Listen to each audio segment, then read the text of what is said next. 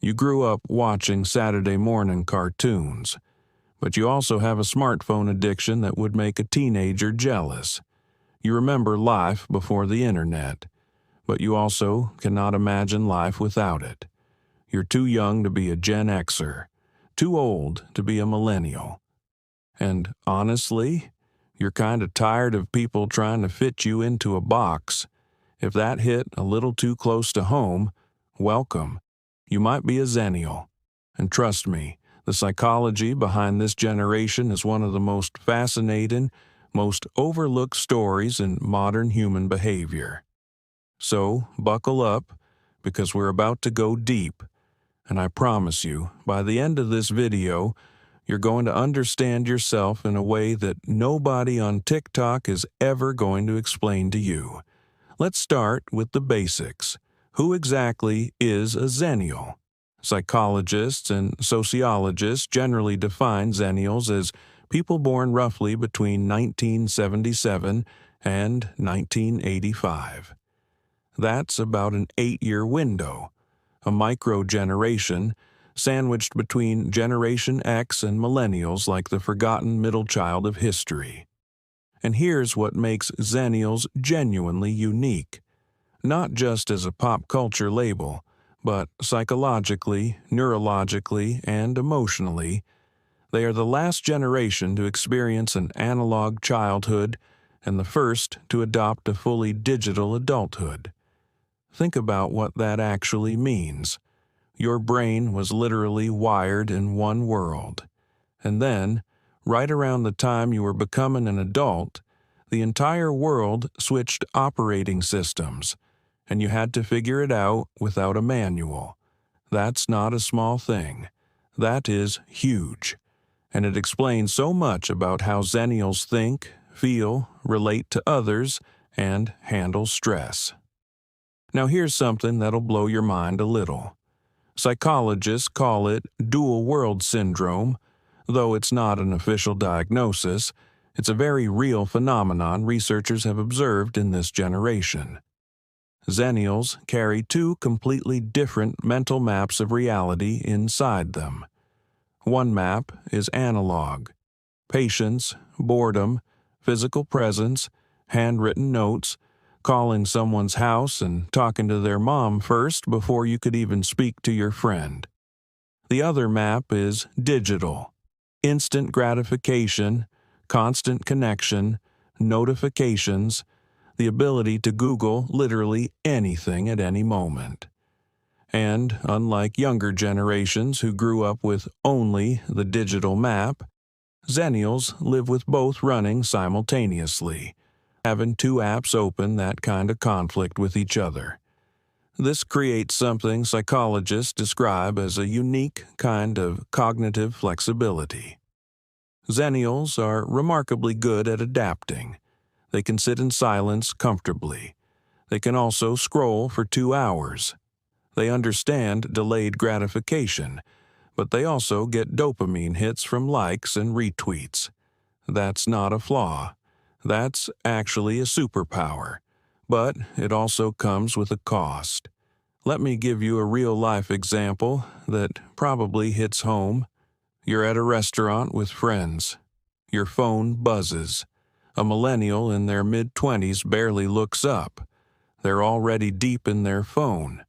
A Gen Xer in their late 40s is like, just ignore it. But you feel this pull, like two magnets pointing in different directions. You want to check it. But you also remember when dinner was dinner, when presence was presence, when the most important thing on the table was the actual food. That inner tension, that little war inside your head between the connected self and the present self, that is Xennial psychology in action, every single day. Now let's talk about something that doesn't get discussed enough, the Xennial relationship with identity. Generation X was famously dubbed the slacker generation. Cynical, detached, independent to a fault. Cool in a kind of unbothered way. Millennials got labeled as the participation trophy generation. Optimistic, team-oriented, purpose-driven, and, let's be honest, they also get blamed for killing every industry from chain restaurants to diamonds. But Xennials? Nobody really labeled them. Nobody put them in a Super Bowl commercial or made a documentary about their struggles. They just existed. Between, in the middle.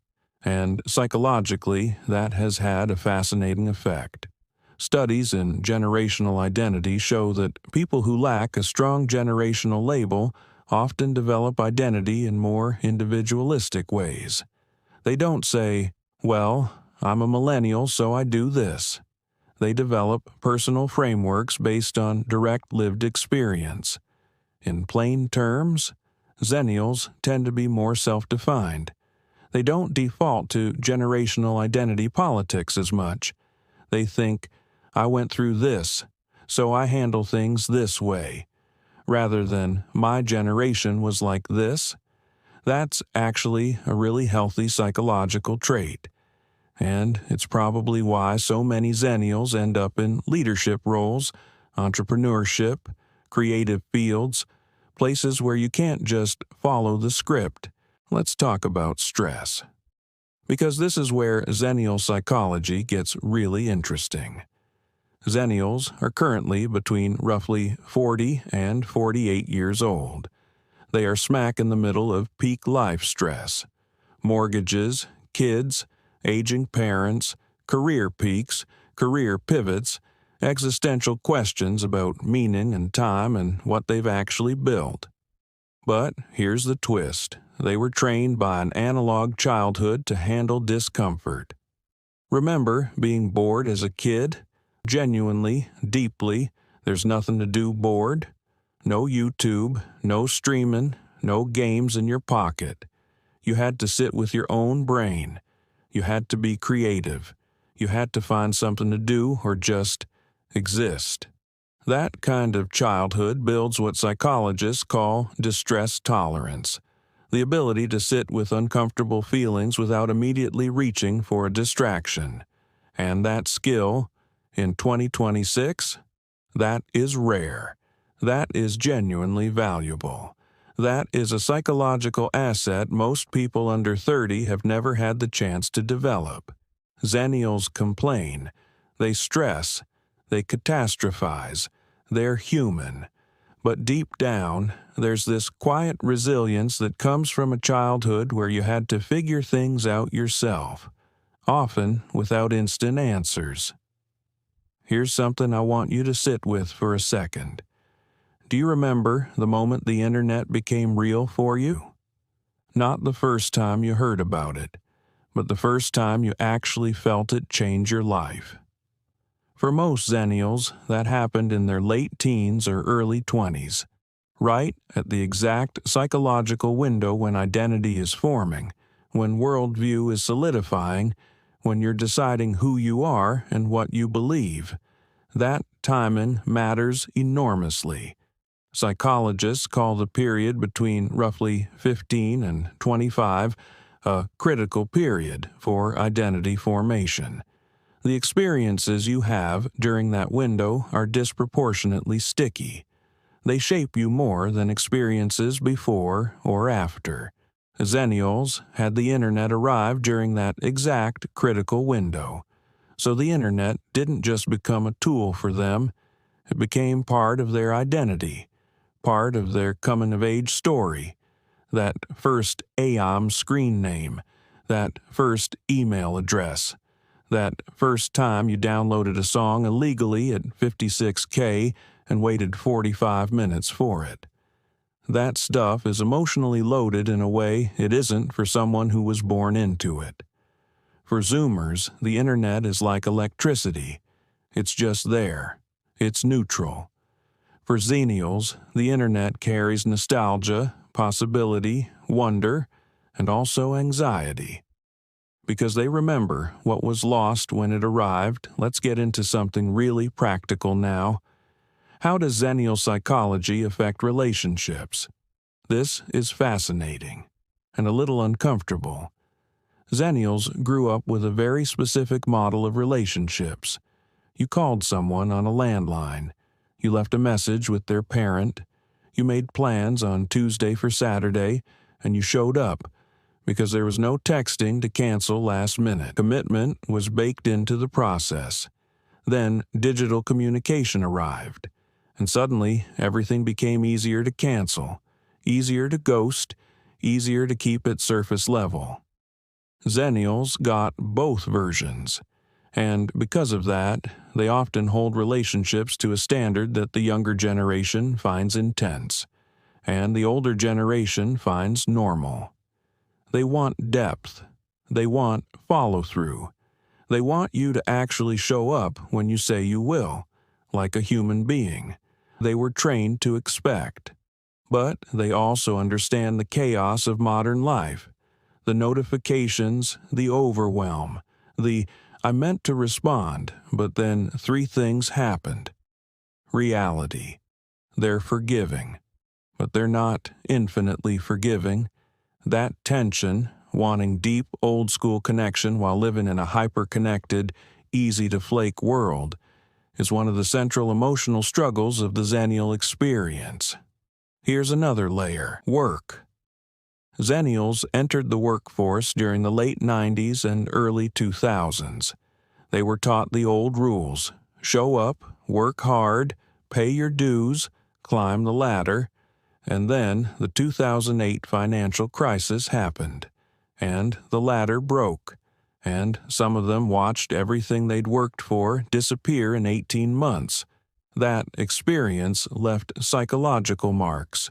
Research on economic trauma shows that living through a major financial collapse during your peak earning development years creates lasting behavioral patterns.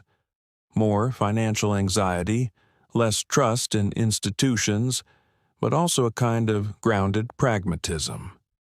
Xennials are not idealistic about work the way early millennials were. They don't believe in "do what you love and the money will follow" as a universal rule. They've seen what happens when markets crash, but they also don't have the cold detachment of Gen X, who came of age during a different kind of economic cynicism. Xennials tend to land somewhere in the middle, pragmatic idealists. They want meaningful work. They'll fight for it. But they're also keeping their emergency fund and their options open. Now, let's talk about something nobody talks about enough: the emotional exhaustion of being the bridge generation. Xennials are often the translators in their families, their workplaces, their friend groups.